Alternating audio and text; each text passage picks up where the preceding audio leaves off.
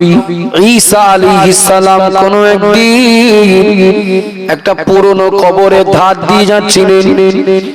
ঈসা নবীকে আল্লাহ অনেক মুজিজা দিয়েছিলেন, তার ভিতরে একটা মুজিজা হলো আল্লাহর নবী ঈসা কোন পুরনো কবরের ধারে গিয়ে যদি বলতেন কুম বিইজনিল্লাহ, বললেই ওই কবরে দাফন করা হয়েছিল যার, সেই মানুষটা উঠে দাঁড়িয়ে আল্লাহর নবী ঈসার সঙ্গে কথা বলতেন।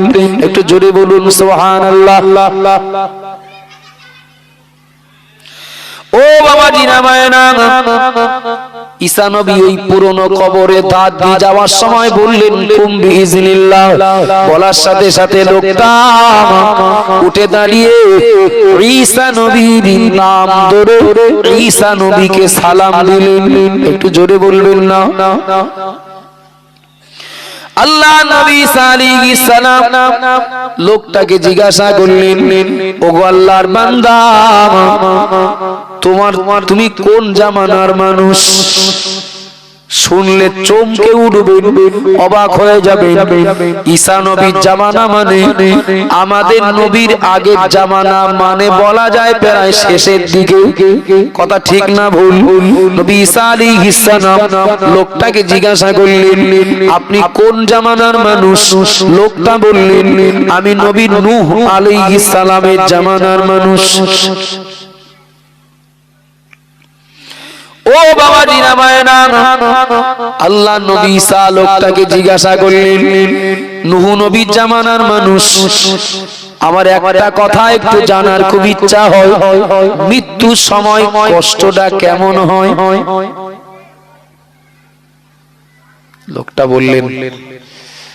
লোকটা বললেন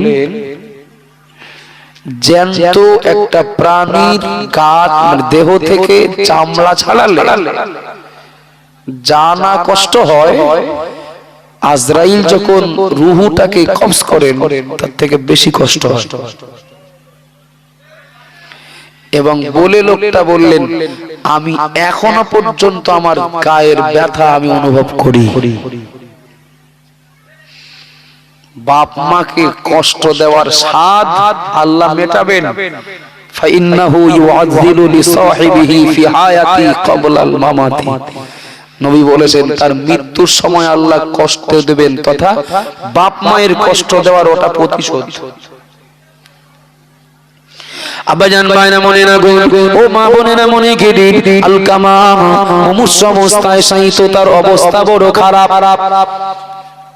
চেহারা পরিবর্তন, একটা ভয়ঙ্কর আওয়াজ তার চেহারা দিয়ে প্রকাশ পাচ্ছে। নবীর কাছে সংবাদ পৌঁছে গেল, ইয়া রাসূলুল্লাহ, ইয়া হাবিবাল্লাহ, ও আল্লাহর নবী, আপনার সাহাবার এই অবস্থা, করণীয় কি করব বলুন? নবী বললেন, ও আমার সাহাবা, আলকামার এই যে মৃত্যুর সময় কঠিন কষ্ট হচ্ছে, আমাকে আগে সংবাদ দাও। আমার সাহাবা আলকামার আব্বা কিংবা মা দুজন আর কেউ বেঁচে আছে কিনা? সুবহানাল্লাহ বলবেন না? ও বাবা জিনামায়না, সংবাদদাতা বললেন, ইয়া রাসূলুল্লাহ, ইয়া হাবিবাল্লাহ, হুজুর আলকামার আব্বা বেঁচে নাই, আলকামার আম্মা জান বেঁচে আছে। ও আলকামার নবী আমার ওই লোকটাকে বললেন, আলকামার আম্মা জানের যদি বেঁচে থাকেন, আলকামার আম্মা জানের সঙ্গে আলকামার সম্পর্ক কেমন বলতে পারবেন নাকি? খবরদাতা বললেন, ইয়া রাসূলুল্লাহ, যে কোনো কারণেই হোক না কেন, আলকামা থাকে এক জায়গায়, আলকামার মা থাকে না এক জায়গায়। নবী বললেন, সমস্যা আমার বোঝা হয়ে গেছে। নবী বললেন, আলকামা আমার সাহাবা হতে পারে, কিন্তু তার কাছে আমার আগে ওর মাকে যাওয়ার দরকার। ও বাবা জিনামায়না মনে রাখো, সংবাদদাতা ওই সাহাবা নবীকে বললেন, ইয়া রাসূলুল্লাহ, পরিবারটা বড় অসহায়, আপনি একটু চলুন, যা করলে হয় আপনি একটু পরামর্শ দেবেন। আমার নবী তিনি আলকামার মুমূর্ষ দেহের কাছে পৌঁছে গেলেন আর বললেন, আমি যাচ্ছি, আলকামার মাকে আসতে বলো, আলকামার মাকে সম্মান দাও। আলকামার আম্মা জান নবীর কথা শুনে চলে আসলেন, কিন্তু না, আলকামার মা আলকামার মুমূর্ষ দেহের পাশে আসলো, একবারও ছেলেটার দিকে তাকান না, ছেলেটার দিকে একবারও দেখেন না, অন্যদিকে তাকিয়ে আছে, অন্যদিকে দেখছেন। আল্লাহর নবী আলকামার মাকে বললেন, ও আলকামার আম্মা জান, আপনার ছেলেটার দিকে একটু তাকিয়ে দেখুন, আপনার ছেলেটা কত কষ্টে, আপনার ছেলেটা কত কষ্ট পাচ্ছে। আলকামার আম্মা জান বললেন, ইয়া রাসূলুল্লাহ, ইয়া হাবিবাল্লাহ, হুজুর বেয়াদবি নেবেন না, আপনি আল্লাহর নবী, আপনি আল্লাহর রাসূল, আপনার কথা অমান্য করা আমার উদ্দেশ্য নয়, আপনার কথা অমান্য করে আপনার সাথে বেয়াদবি করা উদ্দেশ্য নয়। ইয়া রাসূলুল্লাহ, আমি আমার ছেলেটার দিকে দেখব না, আমি ওর প্রতি সন্তুষ্ট নই।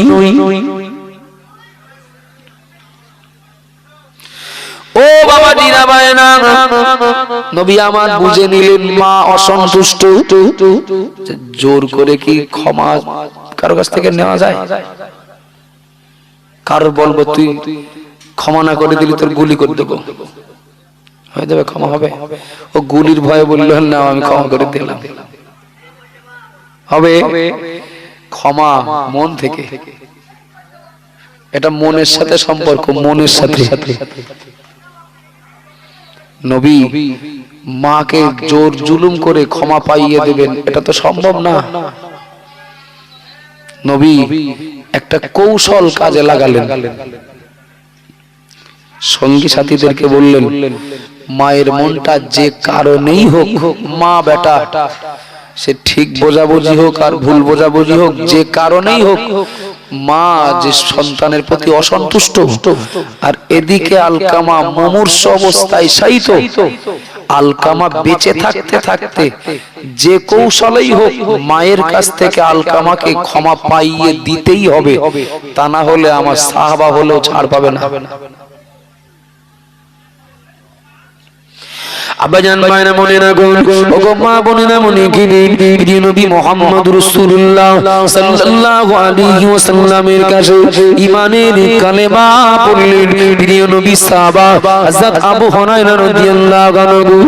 ও বাবা দিনা মায়েরা, আবু হুরায়রা ঈমানের কালেমা পড়ে নবীর কাছে চলে গেলেন, নবীর কাছে একটা অভিযোগ নিয়ে গেলেন, ইয়া রাসূলুল্লাহ গো, ইয়া হাবিবাল্লাহ, ও আল্লাহর নবী, আমার মা জননী আমাকে মেরেছে, মা আমাকে মেরেছে। নবী শুনেই বললেন, ও সাহাবা আবু হুরায়রা, মায়ের বিরুদ্ধে আমার কাছে অভিযোগ করতে এসেছো নাকি? না হুজুর, আপনি একটু দোয়া করেন আল্লাহ যেন আমার মাকেও হেদায়েত করেন। একটু সুবহানাল্লাহ বলবেন না? একটু মহব্বত করে বলেন না সুবহানাল্লাহ। তার মানে কি, প্রশ্নটা করার অর্থ হলো এটাই, কার বিরুদ্ধে কার কাছে অভিযোগ করতে আসছো, তথা মা কিংবা আব্বার বিরুদ্ধে অভিযোগ করলে নবী সেটা খুশি মনে নেননি বা নেন না। কিছু বীর পালোয়ান সুপুরুষ আছে, সুপুরুষ না কাপুরুষ তা কি জানি, তারা বলে আমার চেনো, আমি বাপ মারা ছেড়ে দেই না। আছে না কিছু এরকম, মানে তার শক্তি যে কতটা মাপার বাটকারা পায় না, তাই বাটকারা বানায় বাপ মার, যে আমার বাপ মাকেও ছেড়ে দেই না, আমার চেনো। নবী বললেন সঙ্গী সাথীদেরকে, মায়ের কাছ থেকে ক্ষমা আলকামাকে পাইয়ে দিতেই হবে, তবে জোর জুলুম করে হবে না, একটা কৌশল অবলম্বন করতে হবে। কি? নবী বললেন কিছু কাঠ জোগাড় করো, কাঠ। আব্বা জান ভাইরা মনে রাখুন, ও মা বোনেরা মনে কি নবী আমার সঙ্গী সাথীদেরকে বললেন কিছু কাঠ জোগাড় করো, আগুন ধরিয়ে দাও। আর আলকামার মাকে দেখিয়ে দেখিয়ে আলকামাকে ধরে আগুনে ফেলে দিতে যাও। উদ্দেশ্য কিন্তু আগুনে পুড়িয়ে দেওয়া না, উদ্দেশ্য হলো মায়ের মনটা একটু নরম করা। যদি মনটা গলে, যদি মনটা নরম হয়।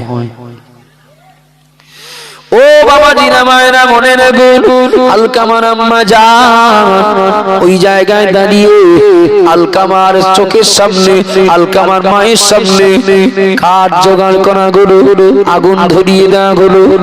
এবার আলকামাকে ওই আগুনে ফেলে দিতে যাবে।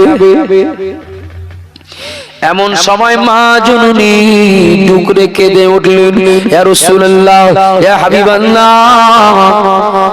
বাচ্চাকে 10 মাস 10 দিন গর্ভে ধারণ করে 2 থেকে 2.5 বছর বুকের দুধ পান করি, কত কষ্ট করে সন্তানকে লালন পালন করে ওই সন্তান যত অবাধ্য হোক না কেন, কোন মা জননী গর্ভে বাচ্চাকে ধারণ করে প্রসব বেদনা সহ্য করে 2-2.5 বছর দুধ পান করি, এত খেদমত এত মায়া মহাব্বত বাচ্চার পিছনে দিয়ে কোন মা জননী এমন বাচ্চাকে চোখের সামনে আগুনে পোড়া অবস্থায় দেখতে পারে নাকি? সুবহানাল্লাহ বলবেন না? আর একটু মহব্বত করে বলবেন না? ইয়া রাসূলুল্লাহ, মা যত মায়ের যত অবাধ্য হোক, কোন মা কি তার বাচ্চাকে চোখের সামনে আগুনে পোড়া অবস্থায় দেখতে পারে? তাহলে নবীর উদ্দেশ্য কিন্তু সফল। কথা ঠিক না ভুল? যে উদ্দেশ্যে নবী এই কৌশল অবলম্বন করলেন, নবীর উদ্দেশ্য সফল হয়ে গেল। আব্বা জান ভাইরা মনে রাখুন, ওগো মা বোনেরা মনে গেদি, প্রিয় নবী আমার আলকামার আম্মা জানকে বললেন, ও আলকামার আম্মা জান, এই আগুনটা তো মানুষের তৈরি করা আগুন, এই আগুনটা তো কয়েকজন মানুষ মিলে এক্ষুনি তৈরি করেছে, কাঠ ধরিয়ে দিয়েছে, আগুন তৈরি হয়েছে। তাই আগুনটা এ তো মানুষের তৈরি করা আগুন। এই আগুনে জ্বললে যদি আপনার অন্তরে ব্যথা লাগে, আপনার ছেলে আপনার বেটা এই আগুনে জ্বললে যদি আপনার অন্তরে ব্যথা লাগে, আপনি যদি মেনে নিতে না পারেন, ও আলকামার আম্মা জান, আপনি যদি আপনার ছেলেকে ক্ষমা না করে দেন, আপনার ছেলেকে 3000 বছর ধরে জ্বালানো কঠিন জাহান্নামের আগুনে জ্বলতে হবে। আমার কথা বুঝতে পারছেন বাবা? আল্লাহ নবী বললেন, ও আলকামার আম্মা জান, এই আগুনে জ্বললে যদি আপনার ছেলের প্রতি দয়া হয়, আপনার ছেলের প্রতি যদি মায়া হয়, আপনি ক্ষমা না করলে আপনার ছেলেকে 3000 বছর ধরে জ্বালানো জাহান্নামের আগুনে জ্বলতে হবে।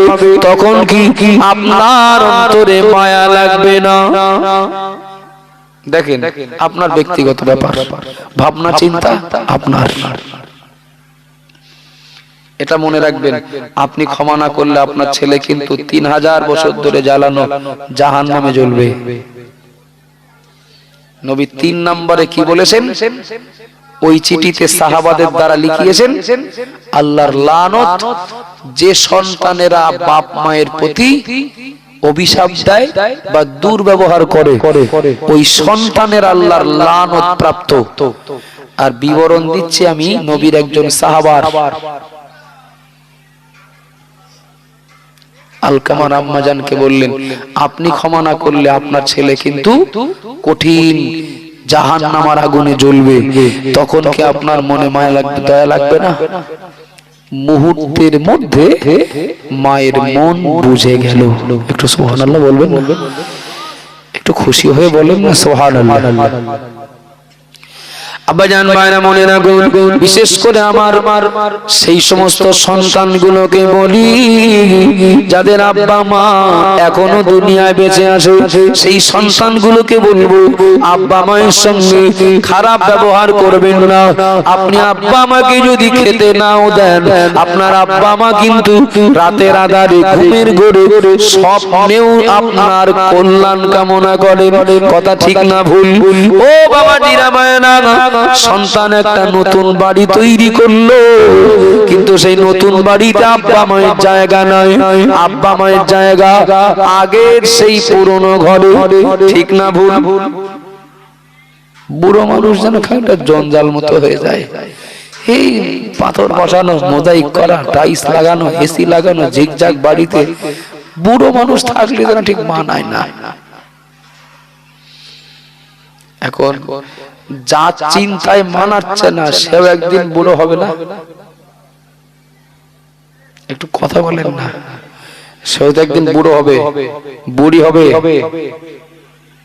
বাচ্চা বলে ও ট্রেনিং পাচ্ছে যা আমার আব্বা মা আমার দাদা দাদি জায়গা দেয়নি, তাহলে সন্তান বলে আমল করবে, করবে না? করবে না?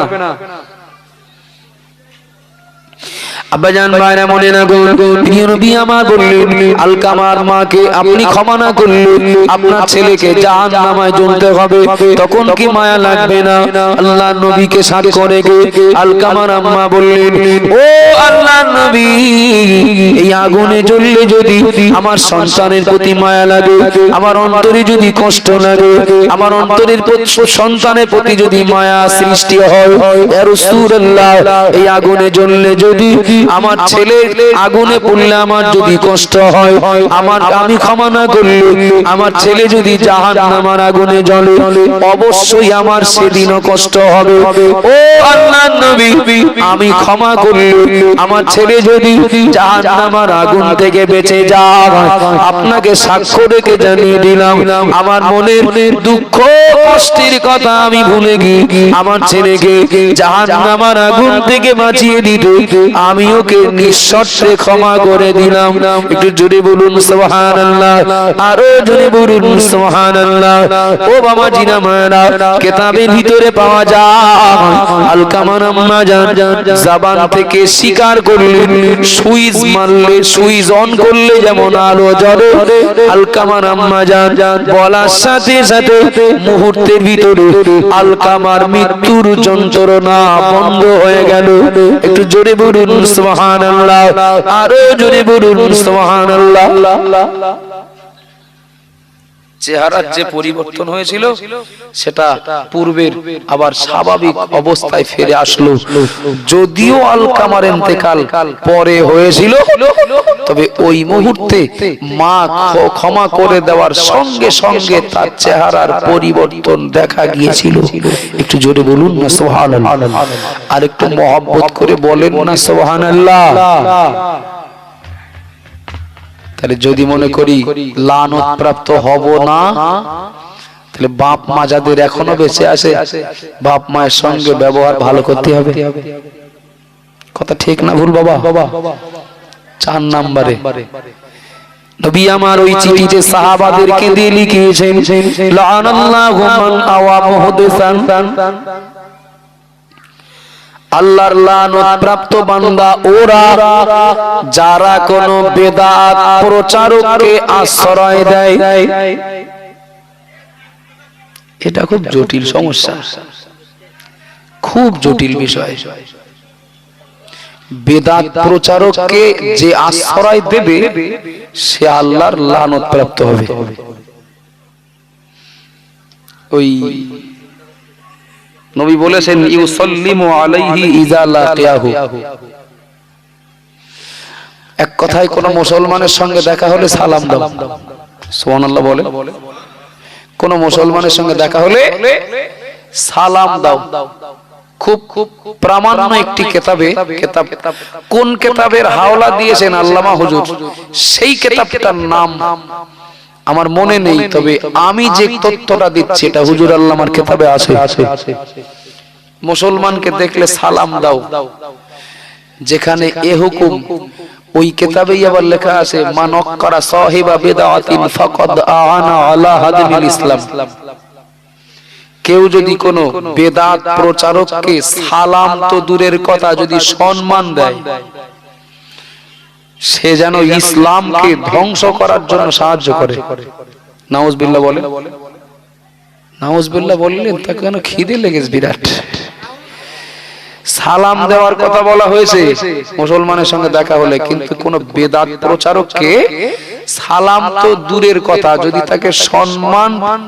তাকে যদি সম্মান দেওয়া হয় যেভাবে হোক, সে যেন এই সম্মান দেওয়াতে ইসলাম ধ্বংস করতে সাহায্য করলো। বলেন নাউজুবিল্লাহ।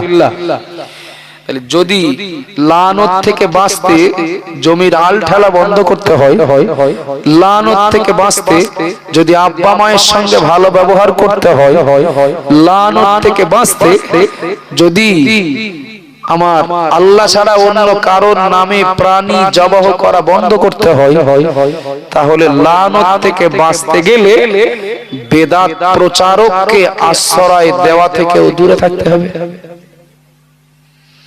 কিন্তু কঠিন সমস্যা তো যে বেদাত প্রচারক কারা। আমি বলছি আপনি বেদাতি, আপনি বলছেন তুমি বেদাতি, কি ভুল বলছি নাকি?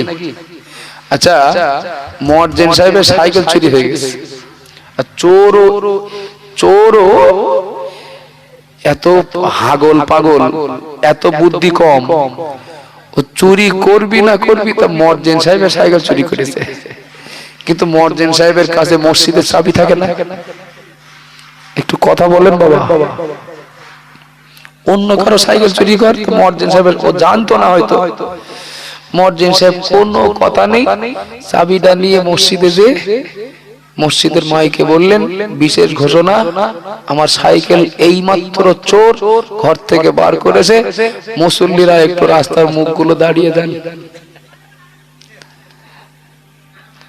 রাস্তার মুখগুলো একটু আটকে দেন। আচ্ছা, এই আওয়াজ চোরও শুনবে না? শুনবে না? একটু কথা বলেন বাবা, শুনবে না? শুনবে না? আচ্ছা, এই আওয়াজ চোর যদি শোনে, সাইকেল হাতে রাখবে না খানায় দেবে? যেই মহল্লায় প্রচার হয়ে গেল, মুহূর্তের মধ্যে চোর দেখলো পিঠ যদি আমার বাঁচাতে হয়, তাহলে এই সবাই যা বলছে আমারও তার সঙ্গে তাল দিতে হবে। সেটা কিভাবে? চোর নিজেও সাইকেলটা পুকুরের মধ্যে ফেলে দিয়ে ও এবার চিল্লাতে লাগলো, শালা চোর কোথায়, ধরবো, মারবো, ফাড়বো, কাটবো, শালা তুই সাইকেল আর পাস না, আমাদের মুয়াজ্জিনের সাইকেল চুরি করেছিস। চোর নিজে সাইকেল পুকুরে ফেলে ও এইবার চোর খুঁজে বেড়াচ্ছে। আচ্ছা, তো ও চোর কি আর পাওয়া যাবে? কথা বলেন না। এখন যারা বেদাতি বলে আমরা জানি, তারা এখন বেদাতি খুঁজে বেড়াচ্ছে, তারা এখন বেদাত